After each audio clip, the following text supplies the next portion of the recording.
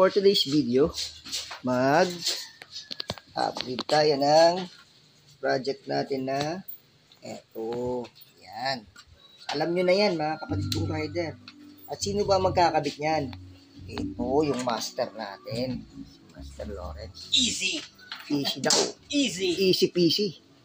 Ayos. Ayos. So, tapos na yan. Pag nakabit, for sale daw. Okay. Message na. Message down below.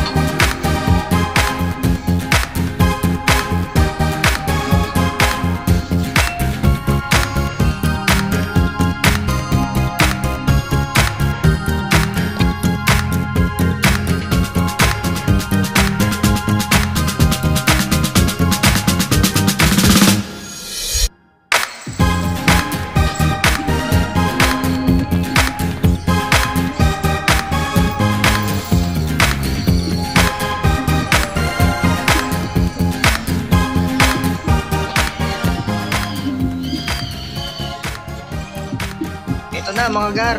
Yes. Ano ba yung garbal? Ano ba yung ibig sabihin? Ayan o. Ano yung mo? Nauusuhin yan. Gar-gar na yan. Hindi ko alam ano yung ibig sabihin ng gar-gar na yan.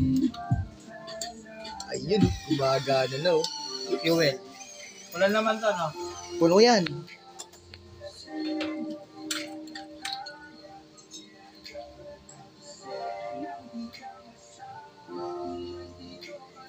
Ah. Ayos. Ay. Wala.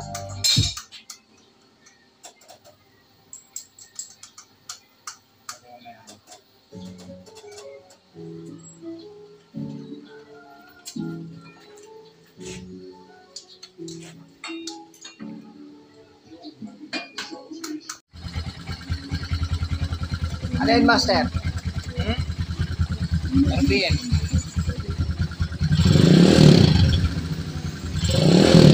Magkano na RPM? Battery. Okay. Signal light. Fuel. So, wala yung ay. O, kabit na natin yung check engine. Yan din ang ano, check engine.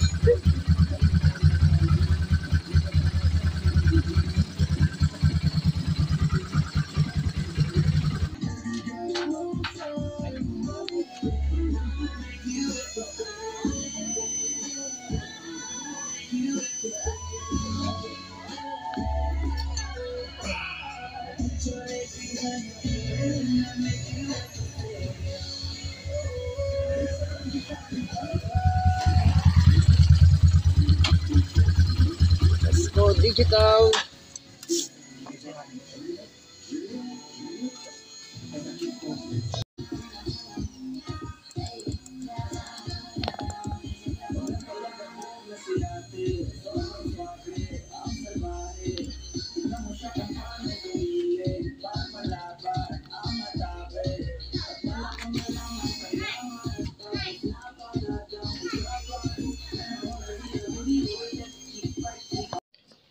Ito guys, continuous na ating review dito sa ating digital panel.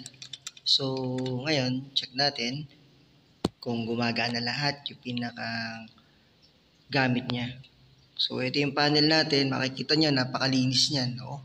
Solid na solid. Napakaganda. Napakasimple lang. Tapos, plain lang para sa mga minimalist.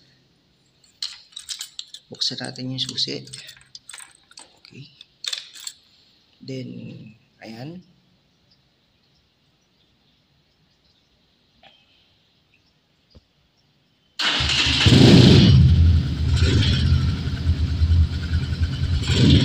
Ito yung RPM. Yung RPM, hindi dito yung RPM. Dito siya pumapalok. Yan.